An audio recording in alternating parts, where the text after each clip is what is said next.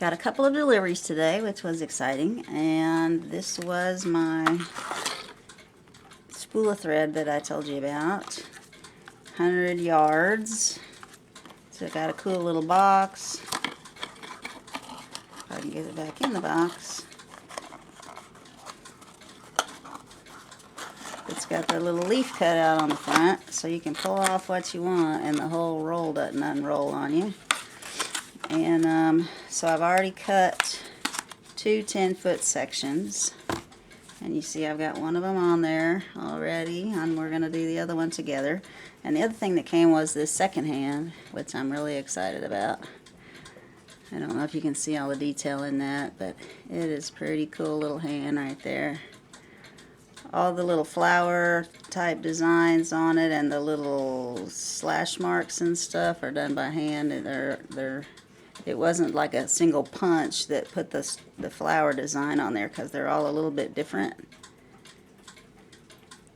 And it's going to look really cool on my clock. So I just got to put a brass tube on it, because I guess the clock that it was on, maybe it fitted onto the arbor and had a pin through it. I don't know, but my clock needs a tube to go into the plate to go onto the movement arbor. But let's put this wrong direction. Let's put this cord on this other side. Let me turn this around. So I have to turn my little click. It wasn't really important where I put that on there, and I've done a bunch with it, so the hole is not over here on the side anymore, but I can just turn the click and get the hole over here to the side. Get the end of my cord. Put it through the big hole. And then grab it at the top. Hopefully. The other one was a piece of cake. It lined right up. I gotta turn it so I can see what I'm doing. This one wasn't too bad to get out the hole in the top. Alright, so to make that knot stay, hold 13 pounds of weight. You're going to make a big knot. You're going to go around here 4 or 5 times.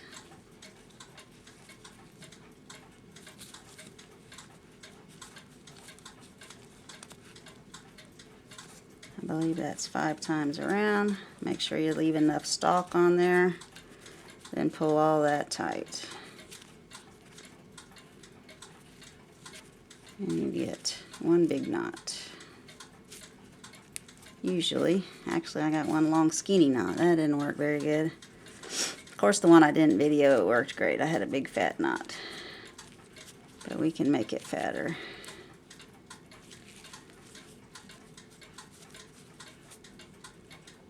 It's just got to fit through the big hole in the top. So don't get so carried away that it won't fit in that hole. And I may be too big, but we'll see if we can work it down in there. Small enough to fit through this hole, but big enough to not go through this hole.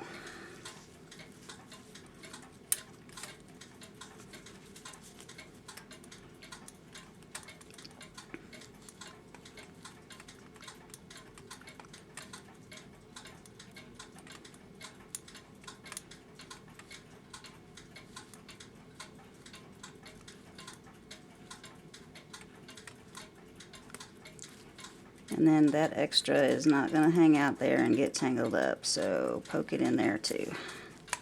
Alright, so then you're ready to wind. So you want to hold a little tension on this and just click your clicker. Line it up into the grooves. These grooves are a little bit worn from the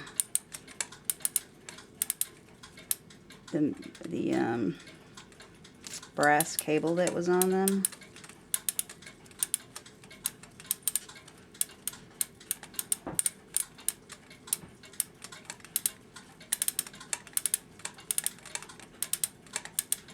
But the threads are on the brass main wheel are set up like right over that hole so that you can just go straight across and it'll line up.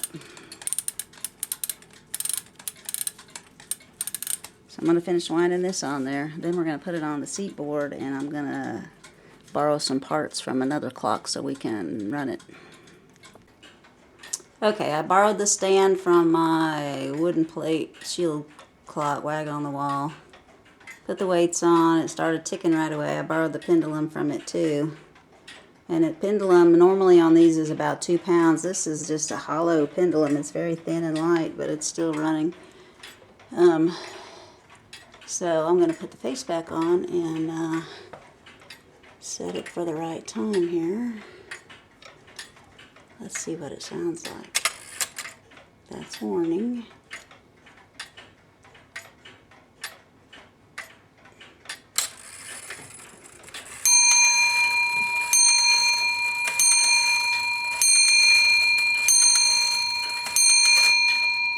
Alright, looking good. So this is going to hang up here while I work on the case. The hole in the cutout right here is not quite big enough, so my string's kind of bound up on the knot side, but it should let it unwind evenly and let it run and let me test it for a little while. I'm going to put the face back on. The silver powder that I got was coming from the UK, and it's in the United States now, so hopefully I'll get it in the next few days. And we can resilver that dial, and it'll look really sharp. So I'm starting with the hood. I decided to start with this missing piece right here first to try out my carving skills. I got with the clock a gun barrel. An old gun barrel was down in the bottom of it, came with it, and I cut it in half. So it's got the little metal in the top right there. It's like a stock for the gun. And so I cut off a length of it, and I am just filing the sides down right now to get it narrow enough to fit in my little groove. And I've got this cool little mini planer. We went to this store right here, Core Woodworking Shop. So I've got some veneer that's a 1/16 of an inch thick in mahogany and in walnut, so that I can try to do the bottom, the plinth. The bottom of the clock's called a plinth. But yeah, we went to this store in Winston-Salem, and they had a section of antiques. So I got like stuff for sale that other woodworkers were selling. So I got this cool little set of carvers in this thing somebody made, and this little cool mini lathe, and a nice saw. So I used the saw for the first time to cut this piece of wood in half. So I'm not a woodworker. I'm just giving it a try. Let's see what I come up with.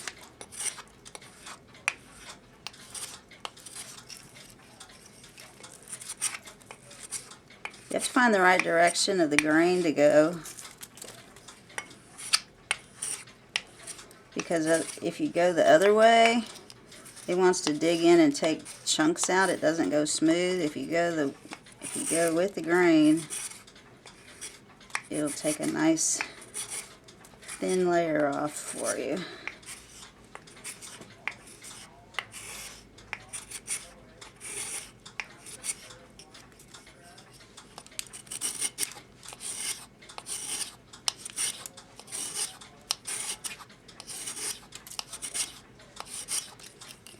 Alright, it's looking straighter. It was narrow at the bottom, but then kind of bowed out, so I've been shaping it up. I want it slightly angled out, but the top needed to be about as wide as the bottom. So once I get the top about the right width, I'll start thinning down the bottom edge. Let me check it in the shape and see how we're coming. So I'm just doing a little at a time, checking my fit often. I've taken some more off the sides. I'm getting closer. I've got it where it would fit pretty nicely. If I shave it down a little bit more, it should drop down to the bottom. And then I can cross cut it this way and make it thinner. I don't know if I want it sticking out that far, but let's look at one more clock.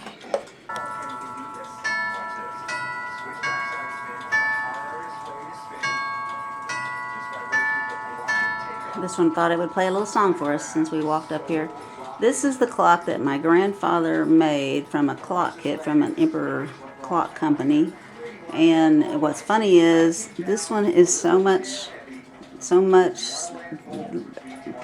when you glance at it, it's got the same characteristics as the clock that I'm working on.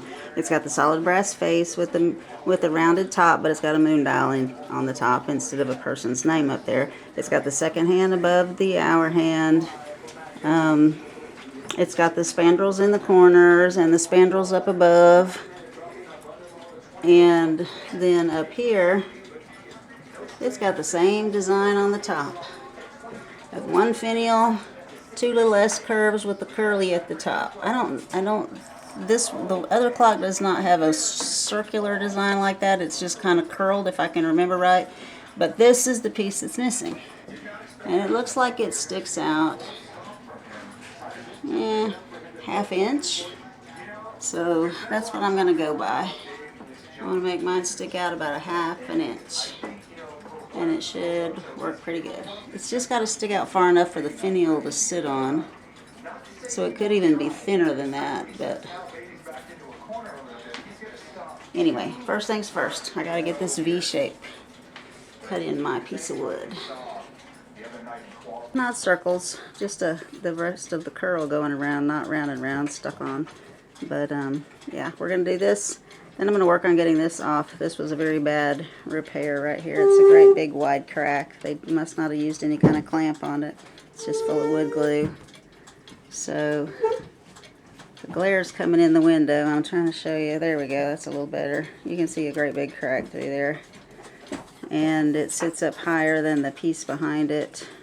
It sits up higher than the one next to it a little bit.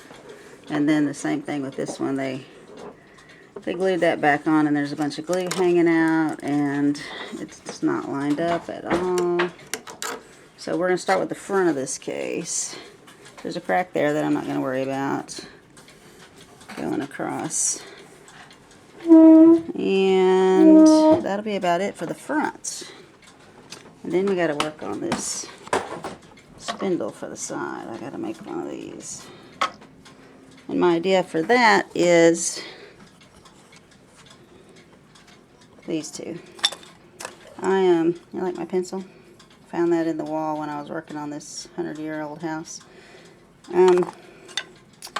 I bought these two spindles off of eBay because they were antique spindles and they were 20 bucks, and I didn't have the clock yet. I didn't know if they were going to fit, but I couldn't pass up a $20 deal if they would fit.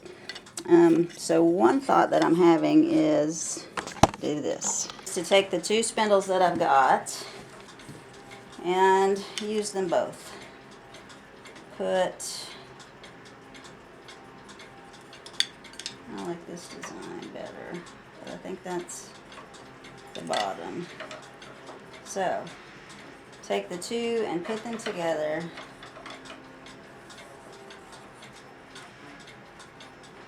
Cut them, stick them together so I can make it longer, and then put the squares on the ends. I've got the squares. It's the same size 1-inch square wood, and make the top and the bottom piece of wood and put these two together to make one longer spindle that would have the decorations on it still.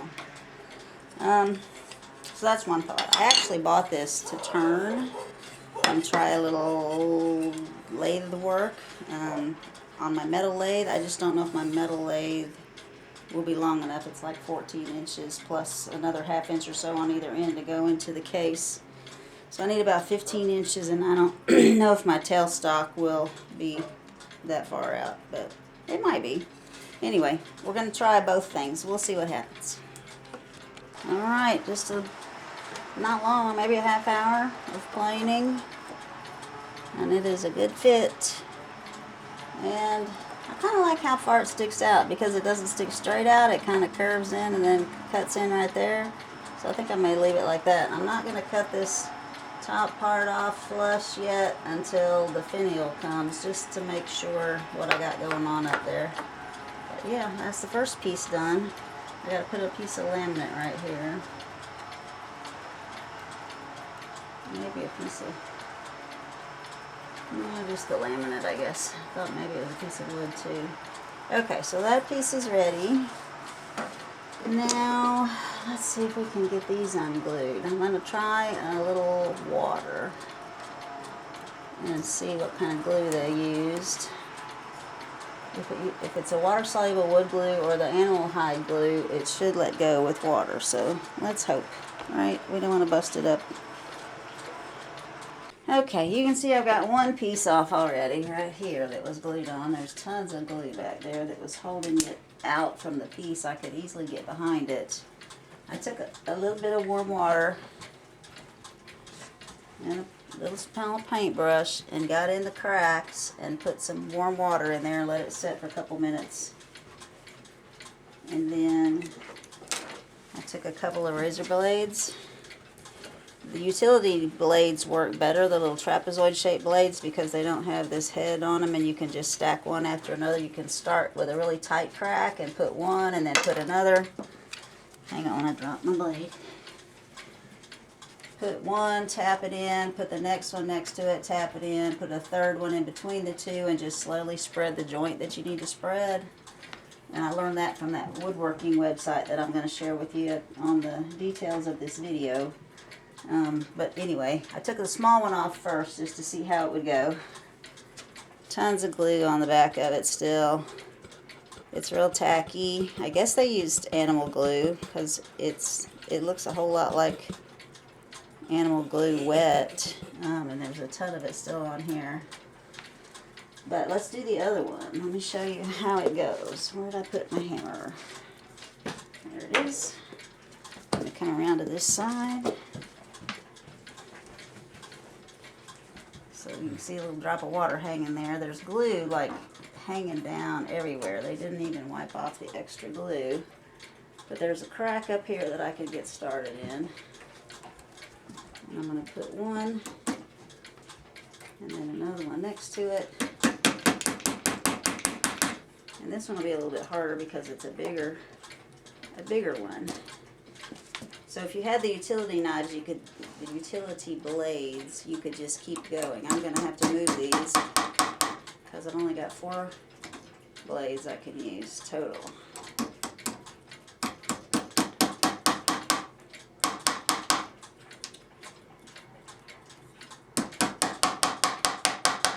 And if I get them in there too tight, I will not get them out at all. It looks like the back piece is going to come off of that. The back, there's 2 layers here. The back one has been glued back on also, so it looks like that one's trying to separate more than the one I want to come off. So I'm going to come over here.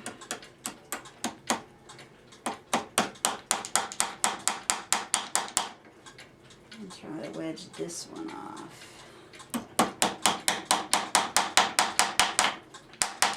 So when you have the utility knives in there, they're a stronger blade and you can kind of bend them and use them to pry with.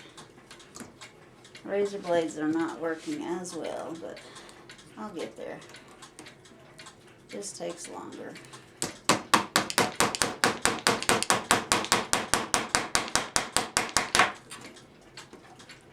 We had a little fun and excitement today. We lost power. We had winds with 50-mile-an-hour gusts, and about 7 o'clock in the morning we lost power for a few hours.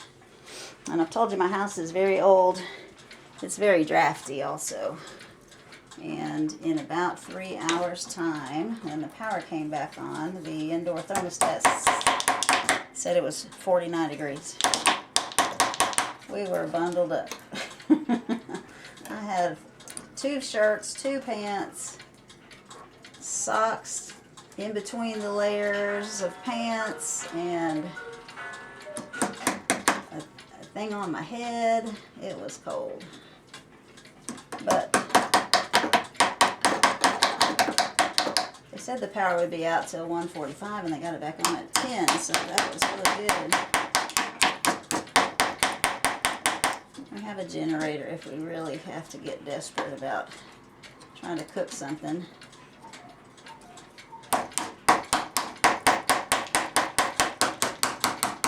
See, that slipped in there, so that's coming apart. I can hear it. starting to let go. So I'm going to put a little bit more water in that crack now that I've got it bigger, just to make this where I don't split any wood.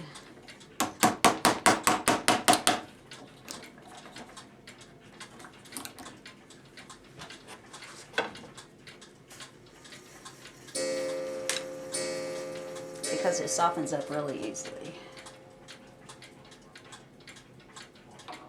It drips too.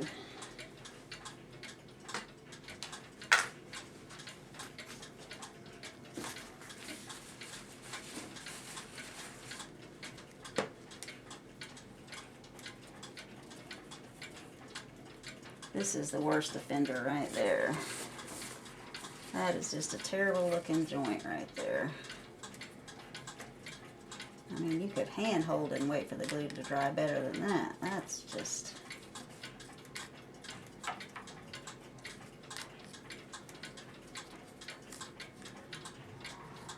My husband was freaking out because I was putting water on the wood.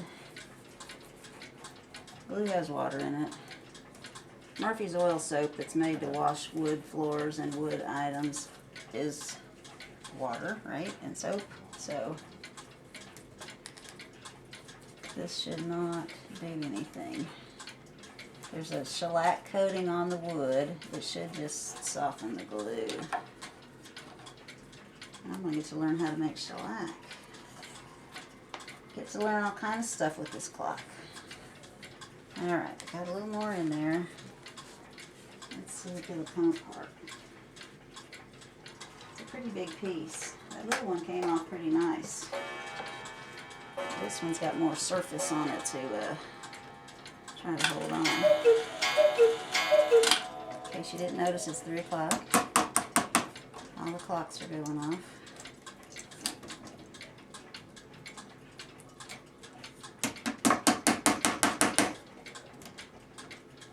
Those are in there pretty good. I'm going to go in with the third one between the two of them. That way I don't gouge any wood.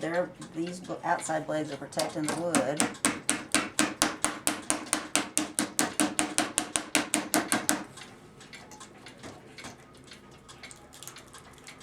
I hear it starting to crack apart, and you see my things came back out. It's trying to let go. Come back to this other side.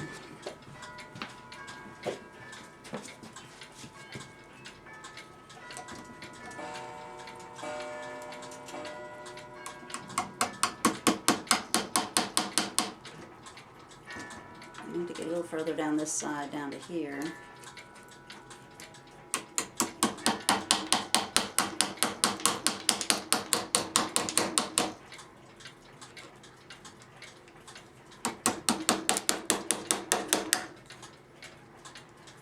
I like how that one went in. Looks like it went into the wood more than the glue gap.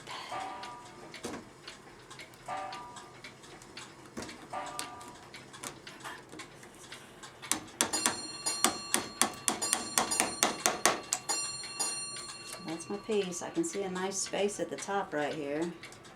I could turn this sideways so y'all could see it, huh? If the camera falls over, I just put it over the dog bed, and if he gets up, he's going to knock the camera over, so hope nobody gets seasick.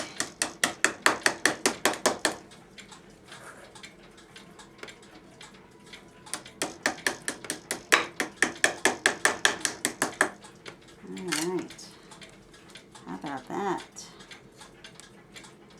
It's actually coming off all the entire thing. The place they glued stayed together. The whole front piece is coming off right there, which we can deal with. We can work with that. 3 razor blades and a hammer. Maybe I should try that on my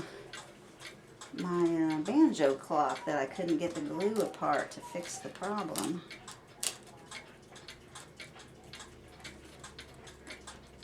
Nice. Alright. So now I just got to get the old glue off and get this apart. So now I'll put the, I should have probably put some in there before then, but put the razor blades in that. I'm not on camera. Now I got to put the razor blades in this gap right here and get these two pieces apart, because this is the problem. This piece was glued on okay. The upper part was not. So let me get these apart. You see what to do now. It's not hard. In working on the hood, it got me interested in finding out what kind of finish I need to put on there. I have worked on the pieces. I've got one glued back together. Put a light on so you can see it. This one is glued back together to go on the right hand side, and there's the crack that was in it, so I've got it much closer together. I thought the little kerf marks on here were interesting. There's little cuts about every little over ½ an inch here, and then they get closer together here. So it was a solid piece of wood that they put cuts into to be able to break the wood out and smooth this out, but they left little bits of the marks all the way around. So that was interesting. But the finish on it, from me handling it and putting water on it and stuff, was dulled and white, so I was trying to figure out what to do with it. It kind of looked like that after kind of some white bleachy spots from the wax getting wet. So I started looking at the cabinet maker. The cabinet maker was Ebenezer Clifford, and he was very famous for his time. He was born in 1746 into a family of carpenters. He lived in Kensington for half of his life. He was a very well-known joiner.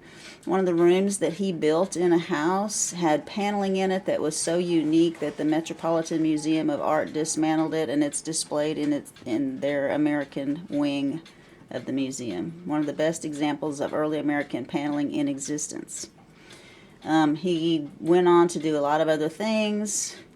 He got into diving and helped design this bell dive to dive in rivers and recover things from sunken barges. He did a lot of things in his life. And he moved to Exeter, the little town next to them, in 1793. And it looked like he still continued joining and cabinet making. He was an architect. He designed several of the buildings there. He did a lot of things. Let's see. He was a justice of the peace. He was a quartermaster in the Revolutionary War in the 2nd New Hampshire Regiment. Architect, master joiner, bell diver, cabinet maker, turner, justice of the peace, and quartermaster. Lots of different things in his lifetime. In this article, it said in 1788 he sold a cherry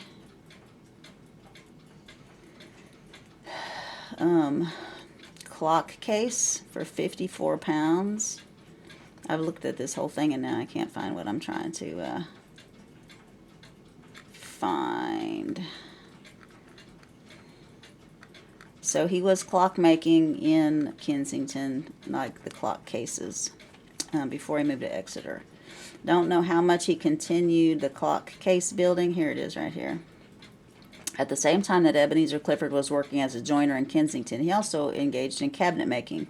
According to Sawyer's History of Kensington, Clifford was noted as a clock case maker. The movements were made by another man. Well, they were made by a couple of men.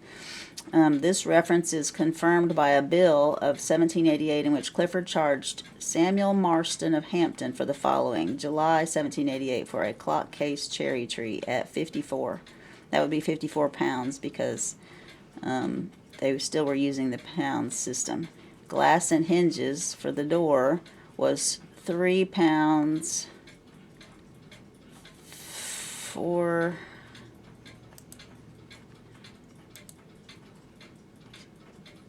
shillings and 10.6 pence. So then I had to figure out, okay, what was 54 pounds back then? How much money would that be? Because I had seen in another article that his cases cost $25 more than the ones that Mr. Fellows made. So there's a currency converter on the National Archives.gov.uk site. You can put in your amount. I put in the year of 1780 and 54 pounds, no shillings, no pence. And this is what you could buy. In 2017, that was worth 4,600 pounds. In 1780, you could buy 5 horses or 10 cows or 60 stones of wool, 9 quarts of wheat, or it was 360 days' wages for a skilled tradesman. So clocks were not owned by the average person at this time. You had to have some wealth. You couldn't spend a year's salary on buying a clock. This is one of his planes.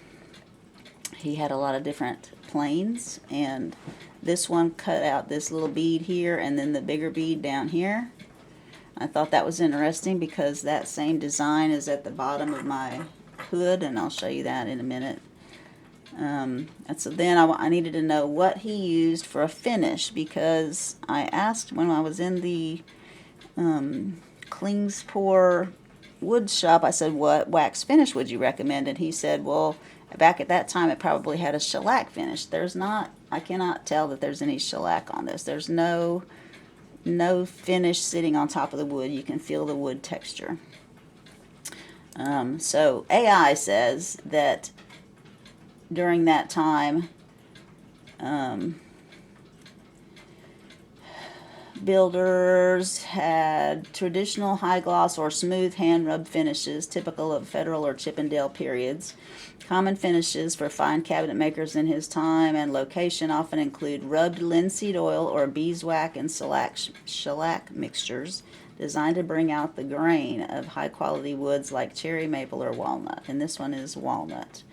And it's called a butternut walnut because of the yellowish tint to it. And I feel like the yellowish tint is the beeswax that was on it. You can buy beeswax natural that has a yellowish color and kind of mellows the color and adds some color to the wood as time passes.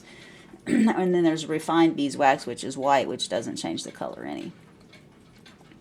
So I'm not going to put a shellac on this. I'm just going to put a hardwood finish on it. And so this was a really good video. Hardwood finishes over-explained. It's a 25-minute video from the workshop companion. I'll put the link in the description of the video. And it tells you how to put them on, and you just sand the surface, put the wax on, and then buff it. It's hard to mess it up. It's a very durable wax, and provides protection to the wood. And this fellow goes into all the different types of things you can put on wood. And there's a product that I'm going to end up buying to touch the case up with that's called Tried and True, and it's a mixture of linseed oil and beeswax. So the linseed oil soaks into the wood to enrich it and give it moisture, and then the beeswax seals the outside, so it seals it in. So it gives it a finish that protects the wood and then moisturizes it. So kind of like the Howard Feed-In wax, but because it's beeswax with orange oil, but this is a harder wax that you can buff and rub and get a finish with. So I don't have any of that right now. So what I have done with this is put some Renaissance wax on it, which is a hard wax, and put it on there, one coat yesterday, and then buffed it with 4.0 steel wool. So this is what I've got compared to what I had. So it's pretty similar to what I had. It's a little bit lighter, but the bleached out white spots are gone. So I'm going to put a second coat on this, and we'll see how it looks. I just got a soft cloth.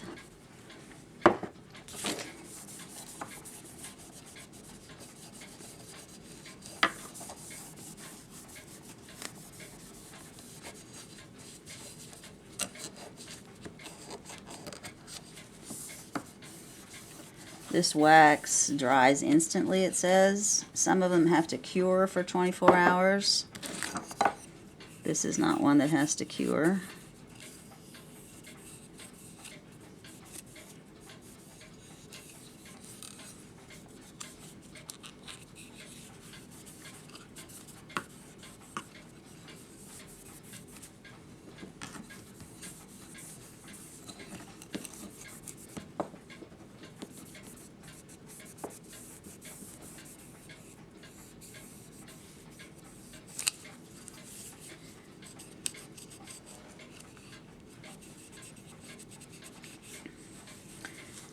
So I'm just going to buff it a little bit and work on this one. So to prepare for a wax, they say you should sand to a 220 grit sandpaper. The fellow in this video really explains it, that you can go to a 400 and then a 600 gets you a shinier finish.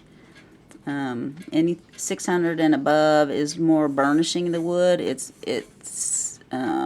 The grain of the sandpaper is smaller than the grain of the wood, and so microparticles of the wood are being forced into the grain, and it really gives it a shine. But you want a little bit of the grain raised so that the wax has something to adhere to. So he recommended, he took a foam paintbrush and took water, and after the 600 grit sanding, went over it one time with water and wiped it off with a towel. And that raised the grain a tiny bit, and then waxed over it, and then buffed the wax, and it held the wax and looked beautiful. So I'm going to sand this a little bit where it's kind of off color right there, and bring it up to look like this one. And this one you can really see the wood grain in now. You can feel it. It feels smooth, but you can still feel some wood texture. It's not a shellac or a urethane or a varnish that goes on top of the wood and seals it. You can still feel the wood grain. So I feel like this is what was on the clock, was a hard wax finish. This left-hand curl needs a lot of work still because I haven't got the back cleaned off yet to be able to glue it back together. But you can see why the gap was so big. There's so much built up glue on there. You can kind of see the original glue underneath it, a thin layer, and then there's a great big thick layer, like the trim had come off at some point, and whoever glued it back on, they didn't melt the animal hide glue that well, so it left raised up parts. So I gotta chip all that off still, but I've got the first one on here clamped on. I just used 3 little clamps at the top, line my corner up good, and then this is my cuckoo clock stand that I put on the corner here to give it some pressure at the corner, so I got a nice good joint right there. So I think it's going to come out good. It's up there pretty tight, and the gap right there is gone. There was a big old gap back there.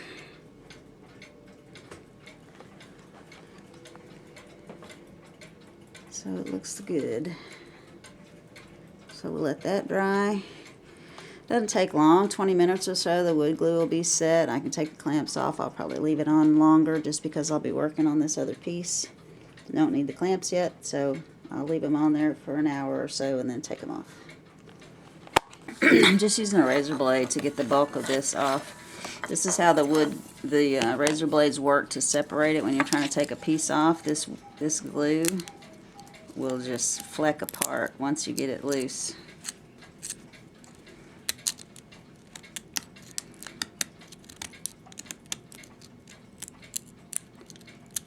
So big chunks of glue just pop off of there.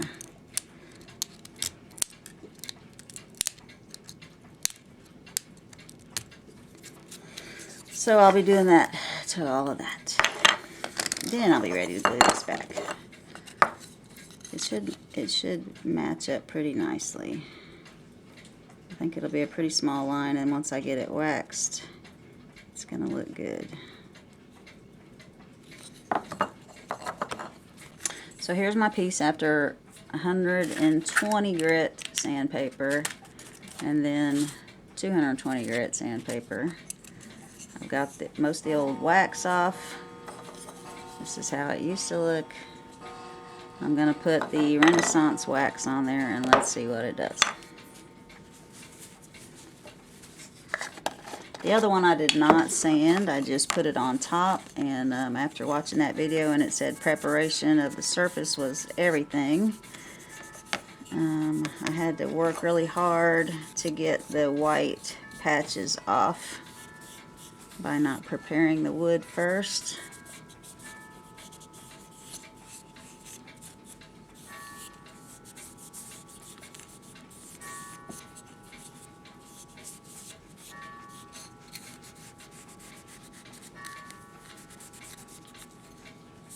So I'm going to give that a couple minutes. It's already starting to look good. You can really see the grain of the wood. I believe it's going to match the other one nicely. I got the glue off the back. I have not glued the two pieces together yet. I sanded and waxed one of these two pieces. If I didn't tell you which one, could you tell which one it even was? It comes out so similar to the original that I'm very happy with it. And yes, this is darker. I haven't done this one yet. But where it blends together right there, it's essentially the same. So I'm happy that it's not changing what's there, but it's smoothing out blemishes and stuff. Let me show you one more thing. I've re-waxed one side of the top, just so you can see the difference.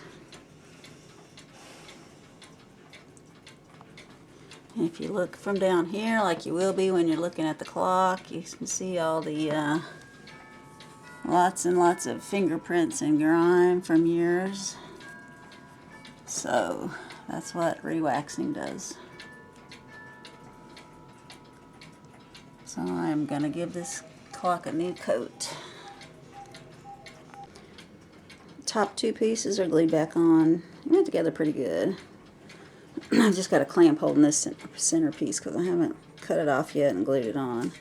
But there's my broken ones that I fixed. This repair is not as hidden as this one over here because it was in the little space right there, so it's not as noticeable. But it's definitely a much tinier gap than it used to have. It went on pretty tight. I clamped it back on like I did the other side. The other side came apart some. This gap was there before, and I thought it was the glue holding it apart, but this back piece has warped backwards some, so there's no way to get them together. Like I had it glued and clamped together, but once I took the clamps off, it was just too much pressure and it popped apart again. I had even taken the scraper thing. I can't think. It's morning, you know how mornings are with me. The plane, the small plane that I've got, I planed the back side of this trim a little bit to take it off and try to angle it back a little bit where it would stay and maybe not be too much of a bind, but it's not. So it's just going to have that gap up there. That's okay. Alright, so I need to, and I've measured my parts for my spindle. I'll get those. And as far as the movement, I'm still working on parts of that. Here's a couple of the knots that came out of the holes if you're interested. They're hard, but when I put them in my cleaning solution and then rinsed out the drums real good, these were all squishy and slimy, and they would shake right out of the holes. So that's like a really big one, and it still came through the hole very easily. So that's how I was able to get those out, and I just thought they were kind of neat, so I saved them. So I showed you my second hand already, but it didn't have a post. I had no way to put it on the arbor for the second hand. And this was a second one that I ordered from a person here in North Carolina. It was an S. La Rose vintage piece. And I thought, okay, if I can't make that one work, I could make this one work. And I really needed the tube. So I thought, okay, before I try to, and this one is a hair longer. trying to hold the camera and do this at the same time. So it this one is already going to be like the max length that would not look funny because it's hanging over this outside of the subsidiary ring. So I didn't want to use an even longer one, and I could cut the end off like they did there, I guess, and blunt the end of it some. But what I tried first was to use the tube that came with this one to put on this one. It had never been mounted on there, which was good for me. So it was a post that had a shoulder chamfered down on it so that you could put it through there and then ping the top of it, and it would hold it to your second hand. And so I put it in here and I tried to ping it. I tried it with the ball peen hammer, flattening it out. The hole on this was a whole lot bigger than the hole on that one. So I had to come up with something else. And so I looked through my parts drawers and I found this broken worm screw from a carriage clock, and it had a little brass shoulder piece on it that just fit over the piece that had been chamfered off on that. It fit over it, and I could put it down on there, flatten this real good to make it tight, and it didn't come off, but it was still too tall, and it was wiggly. Like this would turn and this would turn separate, and they got to turn together, right? So I put some of the Loctite on there last night, and Loctite for me, I never have good results. It just stays liquid. It never turns solid. So I got up this morning and the big puddle was still just solid. But I took a paper towel and I wiped off all that liquid. I thought I'm going to have to do some silver solder. But on the very center of it, it had actually hardened. So I'm happy with that.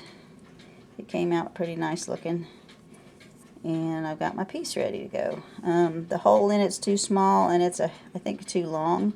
So I've got to do a little modifying on the tube still. But the clock won't stay running, so that's my other issue. Let's go to the kitchen again. It will run for like 5 to 10 minutes. I spent hours a couple days ago. I had to work yesterday, so I didn't do it. But this was the day before yesterday. Trying to use this original washer that came with it. It was a little bit cupped downward. It was I don't know, whichever way that is. It's too early for me to figure that out. The middle of it was bent down. And so it would put pressure on the hand, right? So because you need a little pressure to activate the system with the spring on the other end of this arbor way down inside. But there's a square hole cut in the middle of this thing. And it's cut bigger than the square of the arbor that the hand goes on. So as it would turn, this didn't turn. The pin would turn on that, and it would get hung up in those corners, and it would stop the clock. So it would run for 5 or 10 minutes. And you'd see the minute hand moving slowly with each little beat, and then it would slowly move less and less, and then it would sound like it was out of beat, and then it would stop. So I had to get some way to smooth that off. I tried a domed washer inside of it or a domed washer behind it. I spent hours climbing up and down on the stepladder trying to get this thing right, because it's got to be tight enough to turn my minute hand, but not so tight that it puts it in a bind. Nothing was working. I finally flattened the original one out and put another flat one. There's no room for 2 washers. I tried 2 domed washers stacked on each other. It was too tall to let the pin through. I thought, okay, I'm just not going to be able to use this. I'll just use a domed washer. That didn't work. Hours and hours and hours. I finally got this, and it's pretty tight. Still could be a little bit tighter. It should turn with the hand as the hand is turning. But it's not going to do that anymore because the brass, over all these years, it's just too soft. Like when you put a little bit of dome and pressure on it, it just smashes back out.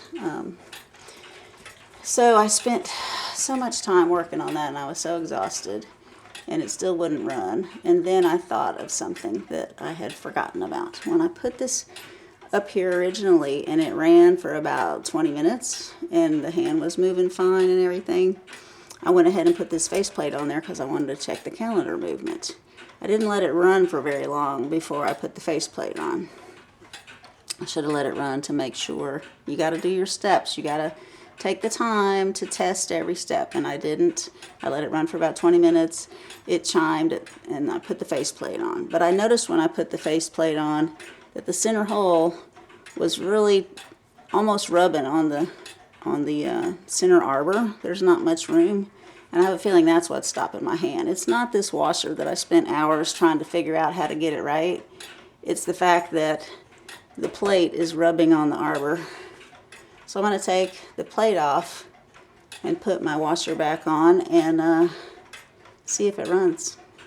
I have a feeling it's going to, because see, you can see the minute hand moving right now.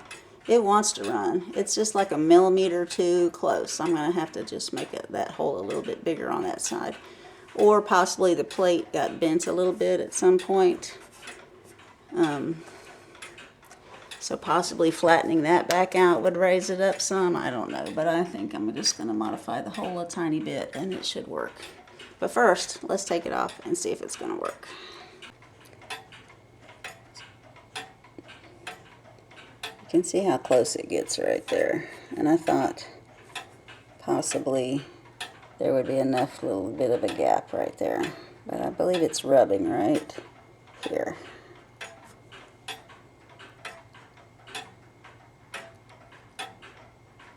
I've got good clearance on all the other sides. But when you put something in the hole and you notice it's not centered in the hole, that should clue you in to make sure it's not rubbing anywhere. So let's take this plate off. I'm going to put the hands back on. I'm going to get the second hand ready to go on. And that way I can just run it without the plate on and see if it's going to stay running. Well, I'd say that confirms my suspicion. It's been running for 2 hours with no faceplate on it. So it's definitely the plate stopping the hand from turning. This turned into about an all-day job, but I have got the pipe the right length. I ended up taking the hand back off so I could work on the pipe. And then I did a little bit of soldering to put the pipe back on so it would actually stay like it's supposed to. I've got a little slot cut in it. I took my machine there and did the hole in the middle, and it came out pretty good. Not exactly in the middle, but pretty darn close to in the middle, and then I cut a slot through it with my little jeweler's saw. Happy with my solder job. Put a little dab of flux around there and put it together, and the solder actually went where it was supposed to. So let's go put it on the clock. Looking pretty good. I had to take the hands back off so I could put the face back on so I could see how long to make the pipe. Make sure that it didn't rub on the hour hand or the minute hand. There's just enough clearance. I'm totally lost. I can't see what you're seeing. Anyway, there we go. It's coming around. So I got enough clearance there. And I did it with the hour hand up at the 12 o'clock position just so I would make sure that it was going to go like it was supposed to.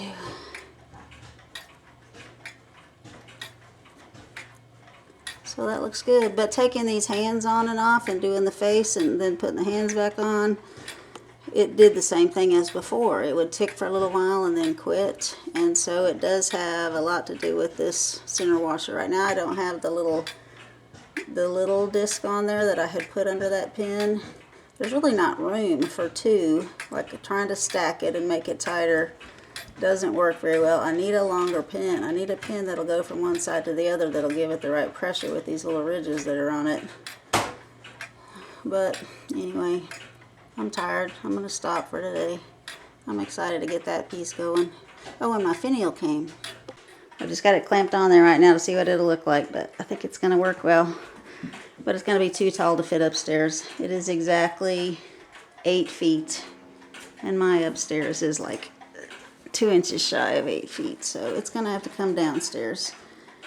But it's going to look good on there, I think. It'll be like so.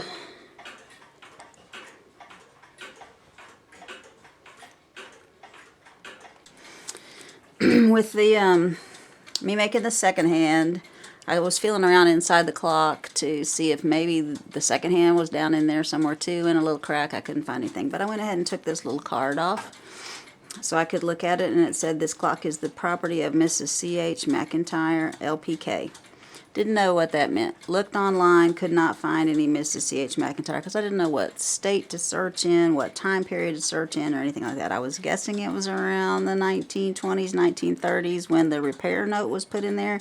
And maybe this was the repairman putting it in there saying this is who owned the clock so we can keep up with whose is whose. But then I turned it over and it says Mr. Harry Willard Knowlton. And I went, okay, well, let me check that name out. I searched that name. I typed it in just like that, Mr. Harry Willard Knowlton. Nothing came up. I took the Mr. off and Harry Willard Knowlton came up in a family search genealogy thing. There's a website called familysearch.org. It's just like Ancestry.com, except it's free. They've got tons of records. You can search census records, birth records, death records. They've got tons of them. And so this was the census, this was the genealogy tree that had pulled up for him. This is Harry Willard Knowlton, born 1880, Lowell, Middlesex, Massachusetts. And so I went on back and I went, his dad was born in New Hampshire. That's interesting. Rockingham County, New Hampshire, the same county as Kensington where the clock was made. Carried it on back. His dad, his dad, his dad. And we get back here 5 generations. And there's Jonathan Knowlton. He was born in 1739 in Kensington, New Hampshire. He was married in Kensington in 1762. And in 1763... his children were born in Northwood, Rockingham County, New Hampshire, which is where all these other people were born. Northwood was 20 to 25 miles from Kensington, so it looks like he got married in 1762, and then 1763 his first child was born, so it looks like he set up housekeeping completely in Northwood, Rockingham County, New Hampshire. And I thought that was really cool to be able to trace the clock down through the generations. And these people stayed in New Hampshire until let me see, I've got so many notes. I've spent like 3 days digging through records to try to find this information. Hang on just a second. Okay, I found my note. I had transferred it all onto these sheets and I had forgotten that. So, Jonathan, born 1739, married 1762, moved in 1762. The first child was born in Northwood. And then David was the second oldest male. He was about the 3rd child born. And then his son Samuel was the second oldest male, also born in Northwood. This is Samuel, continued over on this page. And then his son George was, it just says New Hampshire. I'm assuming it was Northwood, but we don't know for sure. But he was the generation that moved from New Hampshire to Massachusetts. It was about 55 miles away. They relocated to Lowell, Middlesex, Massachusetts, and that's where the future generations were born and lived in Middlesex, Massachusetts. After Harry Willard's dad was born, because his dad was born in Rockingham County. So it stayed in Rockingham County until 1845 to 1857. So it spent almost 100 years in Rockingham County and then moved to Massachusetts. So I'm looking up Harry Willard Knowlton on census records and stuff. And so I get to 1920 census record, and here's Harry Knowlton, and here's Charles W. McIntyre. I couldn't find any records on Mr. McIntyre, but there he was living next door to, basically. He's on Staple Street. He's on Westford Street. So I'm like, okay, well, maybe they were neighbors. Maybe they lived in the same neighborhood. They knew each other. The 1920 census, they're listed side by side. The 1930 census, they're listed side by side. So I had to check it out. So this is what I found there. So this is 24 Monadnock Avenue. That is where Harry Knowlton and his wife and kids lived. This is the other house. It's around the corner. They were neighbors. Google search is cool. You can just drive down the street because they've had people drive around and take pictures. So here is the next door neighbors. They were corner neighbors.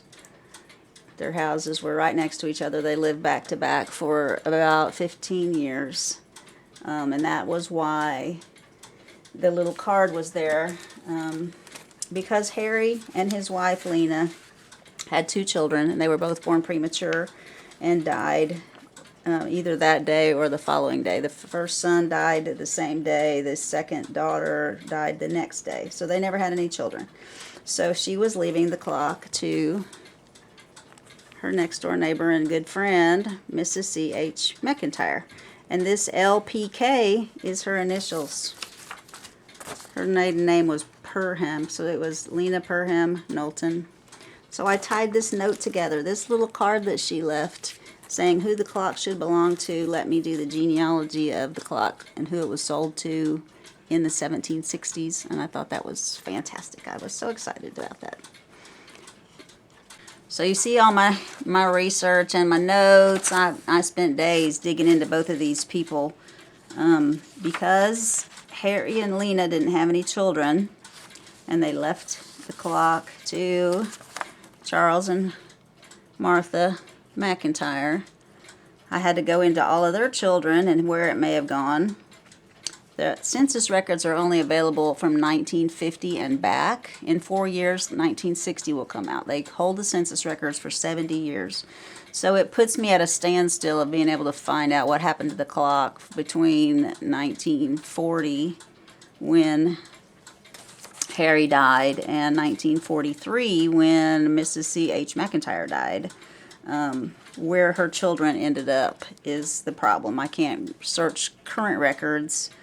Put about 1950, 1960, about as close as you're going to be able to get. Sometimes you get lucky on Ancestry.com, and they'll show you people's locations where they're living in the 90s, so that's a possibility. But I couldn't find any relation of how the clock was passed on. Any of the children, grandchildren, great-grandchildren of this Charles and Martha, I couldn't find that any of them had come to North Carolina or south at all. They ended up in Washington, California, different places.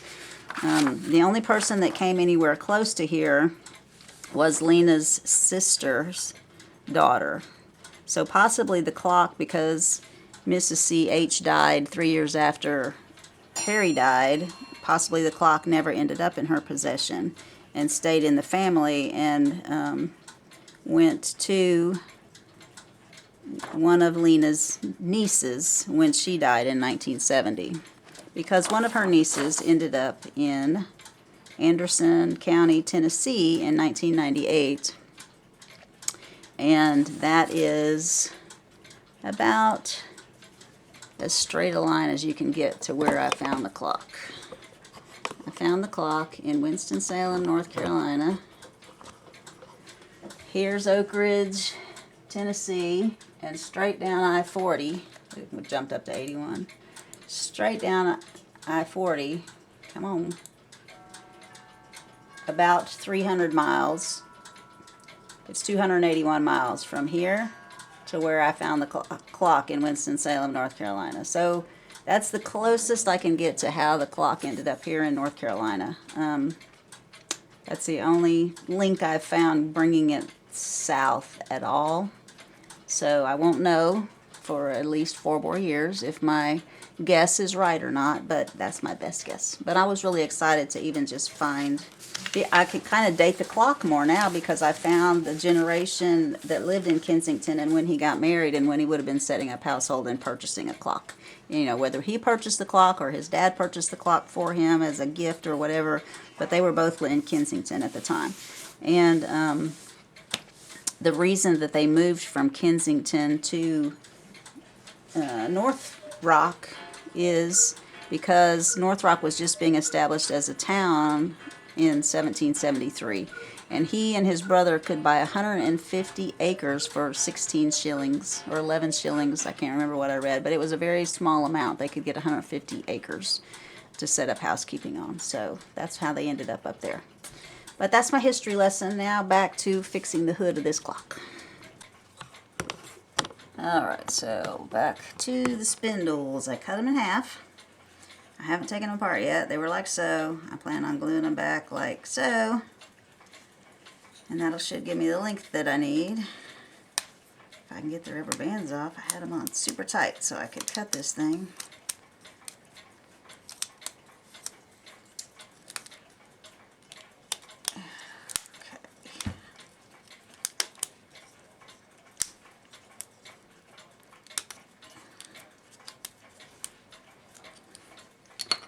Alright, that's one. I marked little circles on here that I have to cut out for these to go in. Cut me 2 little blocks.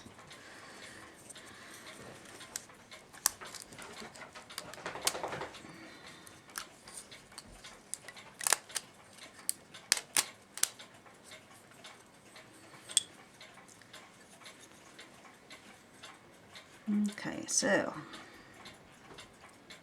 just going to match them up like so. Got some similar marks in the wood. Should carry across and look pretty good. Once it's glued together and waxed up, I think it won't be very noticeable. And I'm going to carve out these holes and get it all glued together. So I'll see you back after I get that done. Here's my spindle after it dried. The wood's a little bit different color, but I think it'll be alright. I'll put the darker part at the top. Like when you look at wood, which direction the grain is makes the colors look different. So when it's sideways, you can see more color difference, but when it's up and down, you can't see it as much. So I've got that glued back together. I got this little bottom piece made. It's got the little hole in it to go in here. And then I got that little nipple cut out. Started with a straight block, gouged out the little hole, and then marked where how long the nipple part needed to be, and just chiseled down and made the little round piece. So it is going to look like so.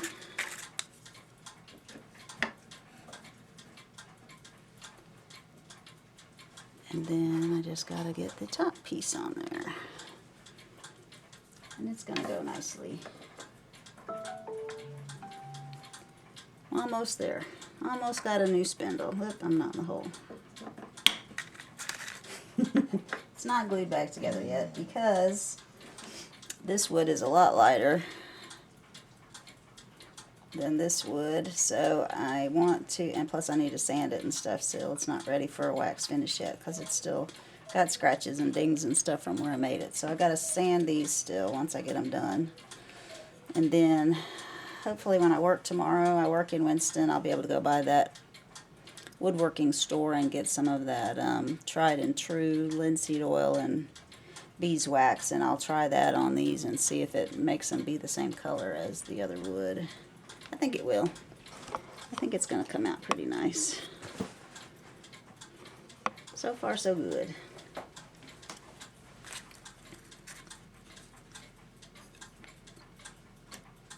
Starting to look like a spindle.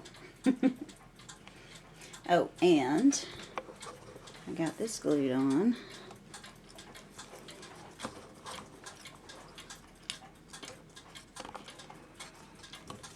So I got this cut off to the right length, and then the top piece glued on today. So there's the front. Starting to look better. And these big cracks, when I looked back at my video, they're just about gone with just putting the new wax coating on there. They were pretty big looking cracks before, and now they just look like little lines on there.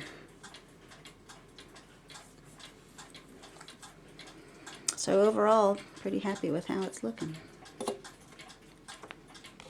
Just wanted to show you how I'm making this little part right here stick up. This is the square. I went around it with the saw all the way around and cut a groove in there. And then I can just take,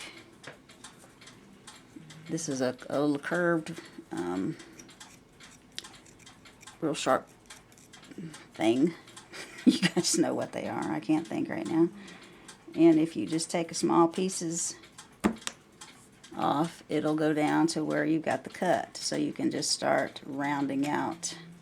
Just go around and start rounding off the square till you get it the size you want. It comes off pretty easily because you're cutting it with the grain. The grain's going up and down this way, so when you cut, it wants to separate from the piece next to it, and then it stops because you've got a little line cut right there. I didn't cut all the way to the center. I probably cut about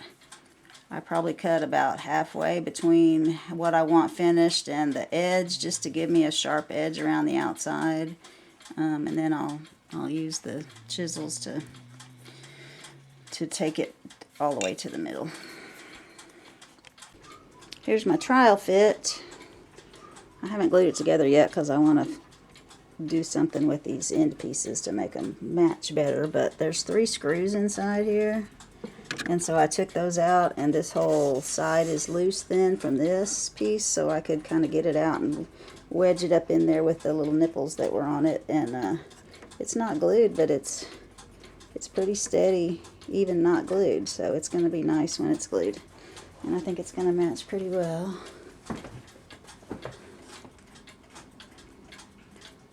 The one that's on there, it's going to be in the back, so you're not going to be looking at it that much, and I think it's going to work very nicely for what I need. So I'm ready to tackle this part, and I'm going to have to take this off. There's a couple nails up top. Take this piece off to glue this back together with a wood clamp, make it a solid piece again. And then I'm going to have to splice a piece of wood into this so that it rests and holds it up like it's supposed to. I think when this piece broke off, it let it drop down, put enough pressure, it split that top right there. But it should go back nicely. And then the hood will be pretty much done. So the one over here, I put the Howard Feed and Wax on, let it soak in, wiped off the excess, and then put 1 layer Renaissance wax, buffed it with 4/0 steel wool, put a 2nd layer on there, and then buffed it with a cloth. And you can see how much the color comes out just from having the oil on it. They're like 2 different pieces of wood. So anyway, I got to do that with this one, and they'll be ready to glue on. But I also filled in this little place. The very back of this was broken out, and it still wasn't broken out enough that I could put my new post in there, but I didn't want it to come out at some point in the future, so I glued a piece down in here and sanded it and finished it so that it could take my new piece. My spindle is all put together and glued on. I think it came out pretty good. If you looked really hard, yes, you would notice it's not exactly the same as the other one, but I think it works. So I have taken the top off that was broken. This piece is on pretty secure, but the top piece, this piece had split.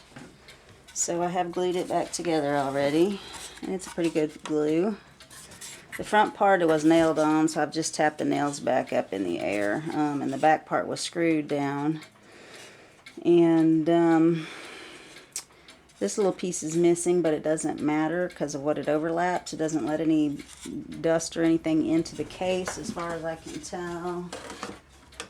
It's going to cover everything pretty well, but this piece over here has a chunk missing, and it does let stuff into the case. So this piece broke off. Somebody tried to put a nail right there, and it broke that piece off, and I guess they just threw it away. So the obstacle is This is that piece of wood. It's fat here. It gets narrower, and then it's even got a little tapered angle, beveled up on the top and the bottom. So I believe I'll just square this up with my plane and glue a piece on there, and just use my different chisels to get the right thickness and angles that I need on that to repair that little piece right there. And then that'll be ready to go back on. And then the last piece is the bottom. I told you I'd show you that trim that matched that that piece of that special chisel that I showed you. It is, I don't know if you're on camera or not. This trim around the bottom here is the same cutout. It's nothing special. I mean, it's an OG here and a little channel dug in up there, but it looked the same as that chisel that belonged to the man that I told you about. And I'm terrible with names. I'm sorry, I can't remember the man's name. But on the bottom of this, it doesn't want to sit level. It rocks some because this bottom edge right here is broken. Luckily the glass isn't broken because that was not very nice. This little edge has gotten broken off. There's a little raised edge all the way around that when you slide it onto the hood onto the base of the clock, this little ridge holds it all the way around, and this back edge is missing, and so I need to replace that little back edge. And I believe the hood will be done. Almost got it squared up and flat. It's still a little bit raised right here. I'm just squaring it up. That's all I can do to match a new piece of wood to it. There's no way without the original piece that I would be able to match all the different grooves that were in the original wood. So I've got to make it square, flat as I can make it, so I can put a new piece on there. Pretty flush. Still dips down a little bit right here. We'll have to see. I don't want to take even more wood out, but I may have to.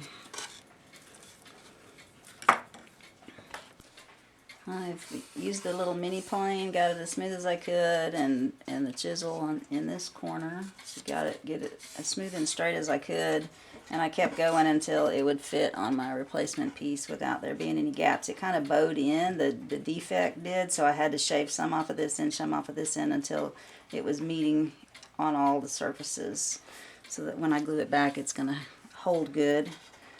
So I've marked this piece of wood. I'm going to cut it off, split it in half because it's twice as thick as it needs to be, and glue it in place, and then I will use the hand tools to get it to the right size.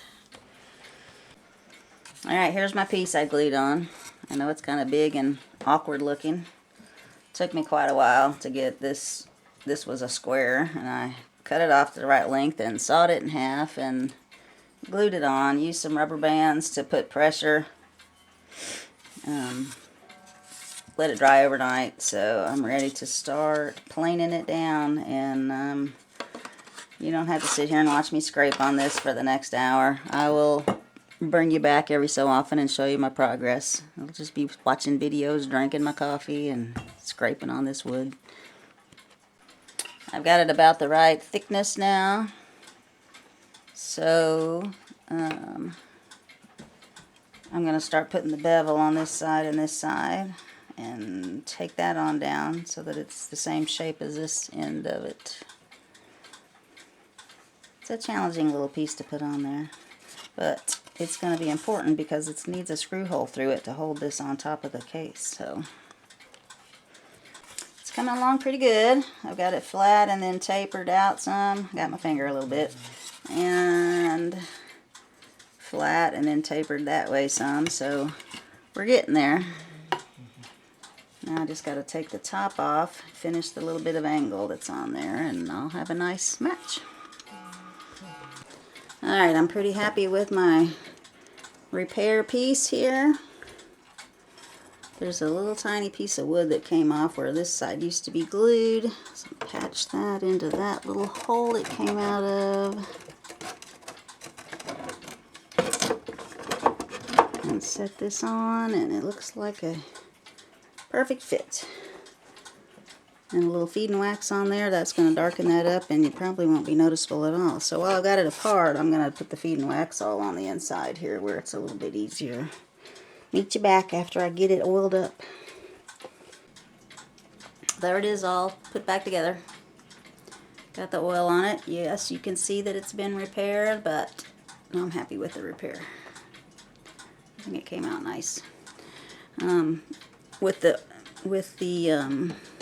Howard feed and wax on there, it did darken it up some, so it's a little bit lighter than that, but in a few years time it's going to be pretty much blended in and not very noticeable repair.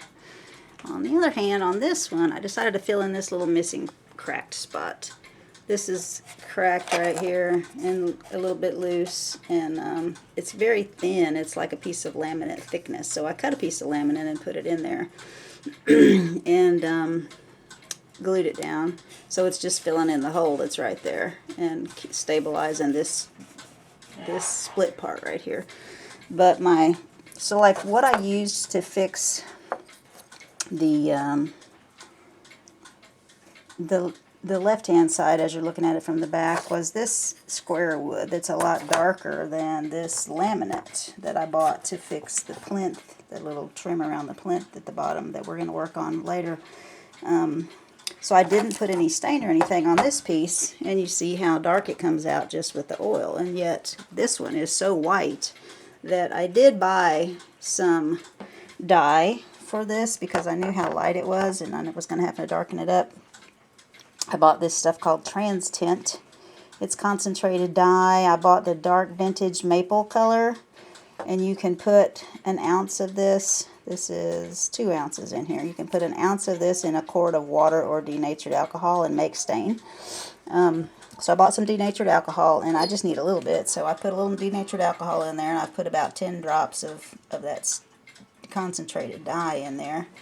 And I'm just taking a Q-tip and putting it on here and darkening this one up slowly till I get it to the right color, so that when I get around to the base of the clock on the front where it's going to show, I'll already have a dye mixed up that's about the right shade.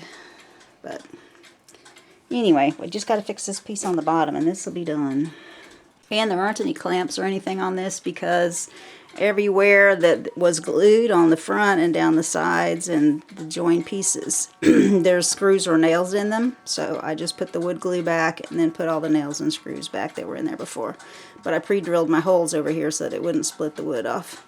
So it's good and snug.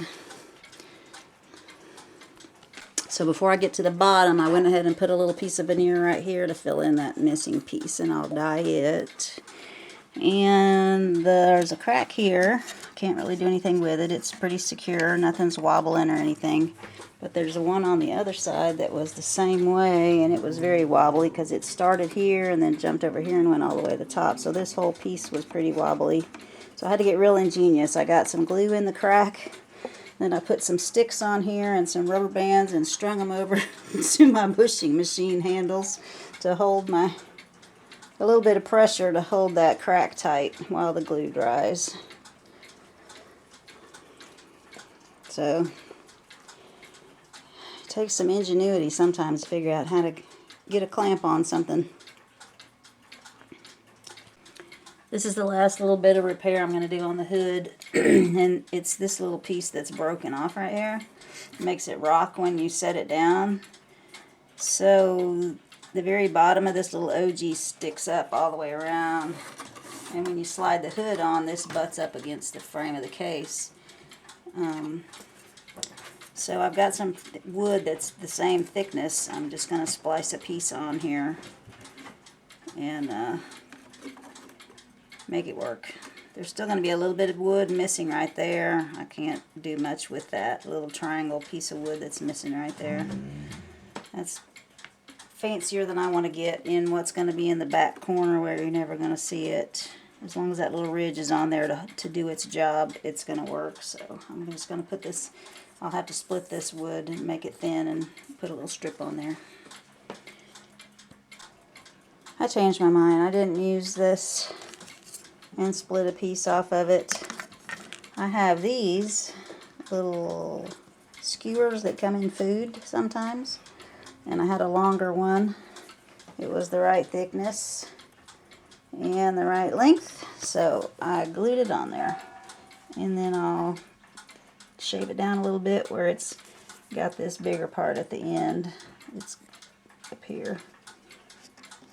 So I'll have to shave that down a little bit, but I think it's going to work out good. Time to let it dry. Well, what do you think? Can you tell? It's got the ridge. And check this out. No more wobble. So it'll sit nice and flat now. I took the door off to lay it down and work on that. And I stained this little piece, sanded it, took a little bit of sandpaper and went over this part. 220 grit on the old wax, and I went up to the 2000 grit on the new little piece I put on there, trying to smooth it off some. And then I went over the whole thing with my new product, the Tried and True. I'll show you what it looks like in a second. It looks basically like thick Howard feed and wax. Thick. You're supposed to put it on with a cloth, lint-free cloth. I used a paintbrush and just put a thin layer on there. It doesn't take very much. You have to come back in an hour and wipe it off. And that's what I did last night, because now it's this morning. So it's dry. If you don't come back in an hour and wipe off the excess, this will be all tacky and gummy and weird. So I'm going to go over this with some 4-0 steel wool, and we'll see what it looks like in the final thing. And you'll notice my finial's gone, because when I laid this down on the ground to clear a spot for my desk to be able to work, I had to move my trusty little machine there into the chair, so I had enough room to lay this down and work on it. It was a little taller than I thought. When I went to lay it down, I caught just the tip of it on my desk, so it broke it off again.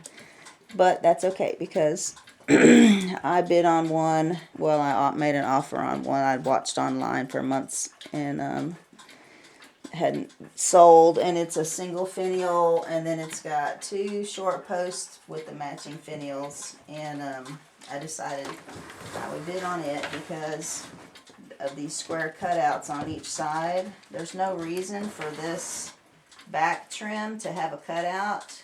It should just follow the front trim right on down, and it doesn't. So I'm like, okay, there used to be a square there with a finial on it. So there was one set online. The guy wanted too much money, and I offered him less, and he countered, and I still paid more than I wanted, but I think it's going to work. And they are about 4.5 inches, where this one is 6. They're 4.5, so it'll be a little bit shorter, and I'm hoping it's going to still fit upstairs, because I only had 2 inches to spare, if I remember right, between this and my ceiling. And I think the other finial will stick up 1.5 inches above this instead of that much. If that's 3 inches, and they'll be 1.5 inches shorter. It might still fit upstairs. That's my hope, is because I really like where it is at the top of the stairs. So, but I got up this morning. It's 6 o'clock in the morning. I usually get up between 5 and 6. And I want to show you something, because it's really exciting. Just to let you know, it's Sunday, February 22nd. We started the clock project January 31st. Remember, I set the dial on the face here to the 31st. And I got up this morning, and the clock was still running. This is the first morning I've got up, and it still has been running.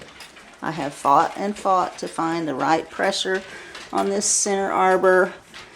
Too much pressure, the hands stop. Not enough, the whole movement stops. Not enough pressure, the clock ticks and the hands don't move. So I cut a washer. There wasn't room for 2 washers under this pin, the hole in the arbor. There just wasn't. And it would put too much pressure and it would stop. So I cut a washer and fitted it and filed it to go in the square cutout that someone had made on this original big washer that was on the dial, and filled it in, and it was the right size to fit over the arbor and put pressure on the entire part of the minute hand.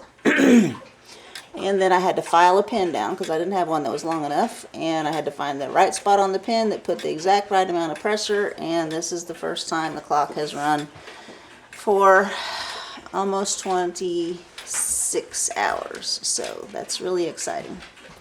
I still don't have all my pendulum parts yet. I did get the bob in that I'm going to be using.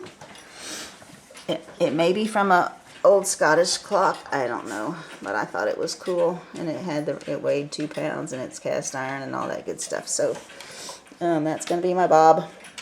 I'm still using the rod and spring from my shield clock. The other pendulum rod parts haven't come yet. They should be here this week. So I thought once I got the rest of the pendulum rod, then maybe it would stay running. But what I noticed yesterday, which it's always had this wobble, but of course the rod is in there and it doesn't have the flat part of the rod going through this. So I thought once the rest of the pendulum parts come, this wobble would stop. But what I noticed yesterday was this is me with my head under the pendulum looking straight up, and you'll notice that the foot on that crutch is not straight. I'm sorry. The dogs are walking by and bumping me, and it's wiggling. Quit licking me, Artemis. Quit. Okay, so the foot is not perpendicular to the back of the clock. It is angled off to one side, and that's why the part of the pendulum that's the thicker part that goes right through the crutch there, it's twisting back and forth as it goes from one side to the other. It goes whoop, whoop, whoop, whoop.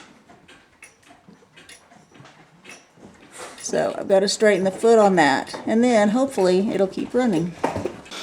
Sorry about that. When you're squatted down on the floor and leaning over backwards and looking up in there, the dogs think that's like, what are they doing? Are we playing some new game? So, Artemis is a 100-pound lab. He's very large for a lab. He's not fat. He's a hunting retriever, a working dog. He weighs 94, 95 pounds when we're competing. He's really lean then. And when he licks you, you are going to bump around because he's a big boy. But back to what I was saying. This is how sensitive it is. You know how much a taper pin changes over its length, right? Like if I put this taper pin in the center of this washer, it does not apply enough pressure. And if I slide it forward 1/4 of an inch, it puts the right amount of pressure to make the hands move. Like that is the fraction of a millimeter difference in this clock working and not working. It's been quite a challenge. And yeah, the wobbly thing has not helped keeping it running, but the fact that the hands would turn and not turn from that slight amount of difference was just unbelievable. I feel like something is not adjusted right. I don't think it's the pressure washer underneath.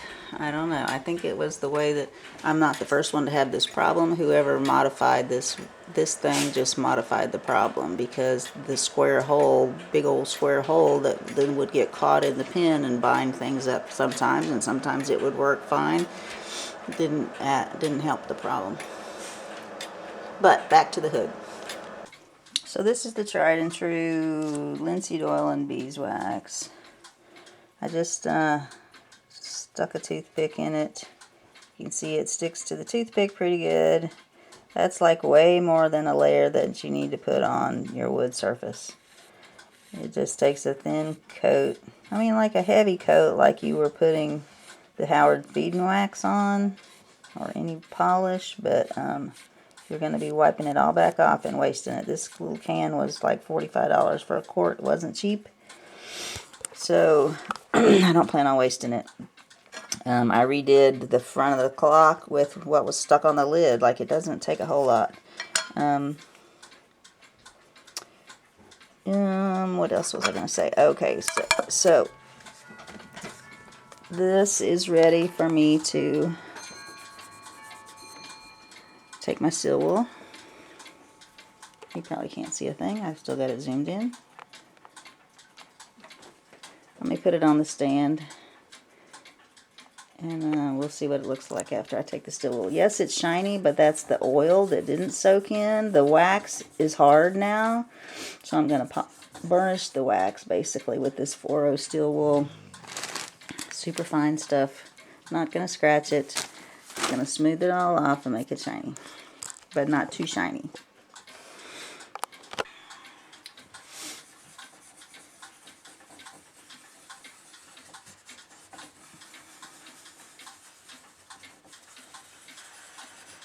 And you can do this, like go over in circles like you're waxing your car. But then when you finish, you want to go in the direction of the grain of the wood. And I did this side too. I did them both. I wanted it to match.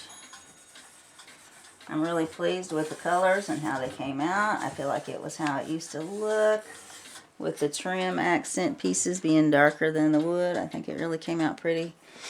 And still got a bit of feeding wax on this part. It's a bit shiny. But yeah, that's it. That's going to be it for the case. It is stable, glued back together, and ready to go meet the bottom half. The next part of the video is going to be on the face. I'm going to clean the dial, the brass. Hi. I'm going to clean the dial, the brass part. I'm going to take the spandrels off and clean the gold part. And I'm going to clean and re-silver the parts that were originally silvered. The nameplate, the subsidiary dial for the second hand, and the chapter ring for the time. And the exciting part is the wax is still in the little numbers. We're going to heat the wax, melt it back because it's kind of cracked. It doesn't need more wax. You can just heat the thing again and it'll melt the wax and redistribute and look like you got new wax. So we just have to clean everything good, put the new silver on, put it all back together, and the face will be ready to go back on. And then we'll start on the bottom of the case, and then we can put it all back together. So we're getting there. It's getting there. It's coming along. Thanks for watching, guys. Leave me some comments. I love to read the comments. I don't care what they are. Tell me where you live. Tell me what you do for a living. Tell me why you watch clock videos. I don't care. Tell me anything. How many dogs you got? How many cats you got? How many kids you got? How many grandkids you got? Everybody's got a story, right? Tell me your story. Thanks for watching. Bye.